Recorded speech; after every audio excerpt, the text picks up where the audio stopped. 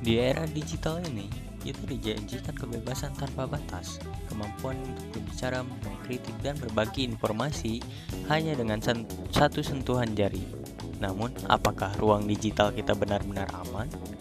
Bayangkan sebuah opini yang Anda tulis hari ini bisa menjadi alasan data pribadi Anda disebar besok. Inilah realitas yang sedang kita hadapi. Kami dari kelompok KEL, dalam video ini kami akan membedah hasil riset tinjauan literatur sistematis kami mengenai ancaman kebebasan berpendapat pada era digital, dampak doxing dan disinformasi di Indonesia. Mengapa ini penting? Karena ancaman ini merusak kualitas diskusi terbuka dan bertentangan dengan tujuan perdamaian dan keadilan atau SDG ke-16.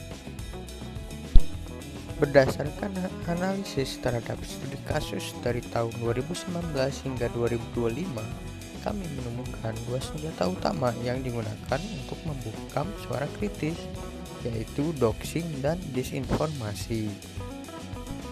Apa itu doxing? Ini adalah pengungkapan data pribadi tanpa persetujuan yang bertujuan untuk mengintimidasi targetnya. Sementara disinformasi disebar secara sengaja untuk membentuk opini palsu dan menghancurkan reputasi seseorang. Siapa pelakunya? Riset menunjukkan bahwa ini bukan serangan acak. Doxing dan trolling kini terorganisir. Aktor utamanya seringkali adalah buzzer, media sosial berbayar, dan aktor non-negara yang memiliki agenda politik tertentu.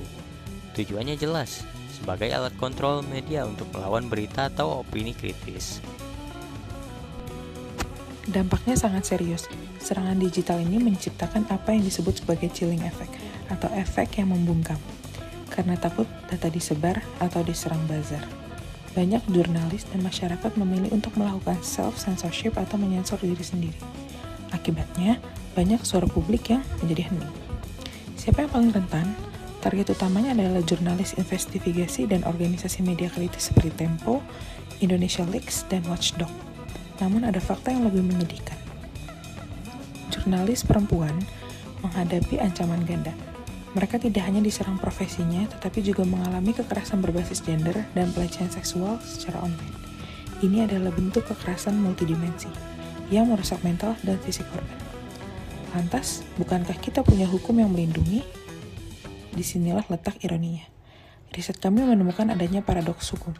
Pertama, kita punya UU ITE. Meskipun dibuat untuk mengatur transaksi elektronik, undang-undang ini sering digunakan sebagai senjata untuk memidanakan jurnalis dengan tuduhan pencemaran nama baik dengan ancaman penjara hingga 6 tahun. Kedua, UU Perlindungan Data Pribadi atau UU PDP tahun 2022. Di satu sisi, ini bagus untuk melindungi data kita, tapi dari sisi lain, pasal 65 dan 67 bisa menjadi bumerang.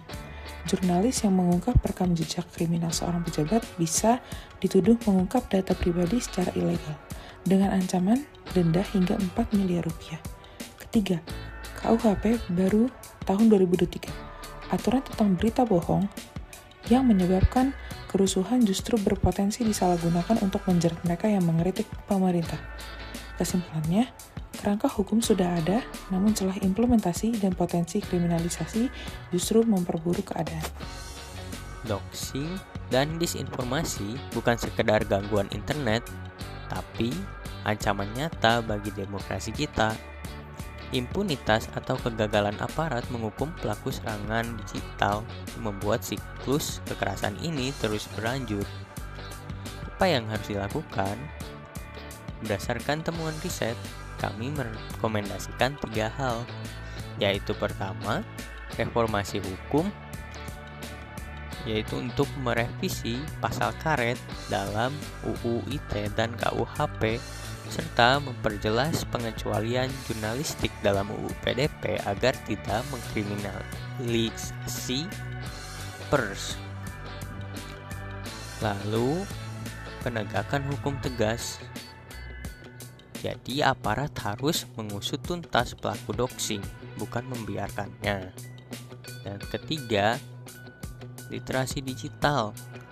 Kita sebagai masyarakat harus cerdas memilah informasi dan tidak ikut menyebarkan data pribadi orang lain. Mari kita ciptakan ruang digital yang aman untuk berbicara, bukan ruang yang penuh ketakutan.